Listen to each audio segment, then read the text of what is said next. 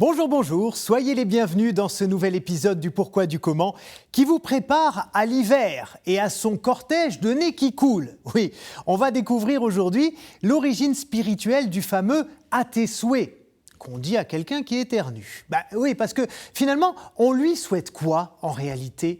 Et qui peut les exaucer, ces souhaits? Je vais tout vous raconter. Et il faut d'abord savoir que dès les premiers siècles de l'humanité, l'éternuement est un phénomène très mystérieux. Les anciens ont très tôt l'intuition qu'éternuer a un sens spirituel qui les dépasse. Ils y voient quelque chose de l'ordre du sacré. Et c'est en fait assez facile à comprendre. Quand on éternue, le cœur s'arrête de battre, les muscles se raidissent, on ne contrôle plus rien. C'est une sorte de rupture dans le déroulement normal de son existence, puisqu'on a le souffle coupé.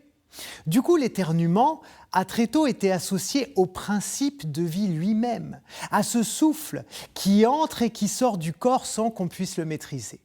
Et parce que les anciens n'avaient pas encore les clés de compréhension scientifique de tout ça, ils l'ont assimilé au mystère de la vie, donc au Dieu ou à Dieu. D'ailleurs, ces croyances ont même été jusqu'à imaginer des histoires de création du monde où l'éternuement marque le début de la vie. Selon la mythologie grecque, par exemple, c'est le titan Prométhée qui crée l'être humain. Il en réalise une sculpture avec de l'argile et lui fait respirer les rayons du soleil. C'est alors que la statue éternue et prend vie.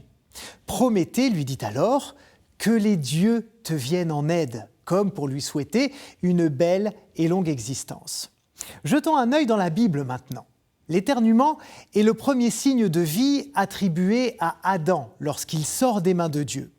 Le Créateur décide alors qu'éternuer serait la marque de toute vie nouvelle, au moment donc de la naissance.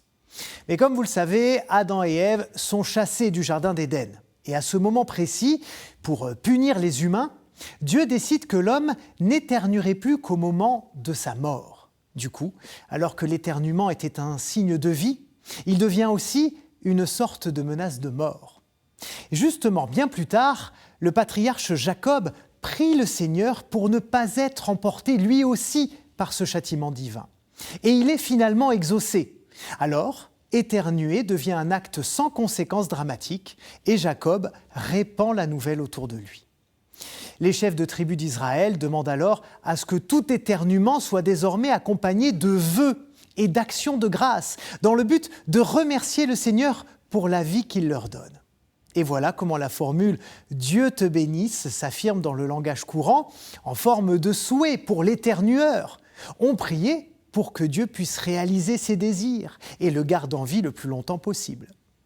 Aujourd'hui, les anglo-saxons et leur « God bless you » ou les hispaniques qui disent « Jesus » ont gardé cette dimension religieuse. Mais en France, on a glissé vers un « à tes souhaits » bien plus laïque. Mais c'est quand même intéressant de remarquer que cette locution est très proche de ce fond spirituel qu'on vient d'évoquer. Comme si, pendant ce court moment de l'éternuement, suspendu entre la vie et la mort, on était dans un espace un peu magique et sacré, où celui qui éternue peut réaliser ses volontés. Eh oui, vous avez bien compris que ce petit événement devenu anodin aujourd'hui et les coutumes de nos peuples sont profondément et anciennement ancrés dans l'expérience spirituelle de l'humanité.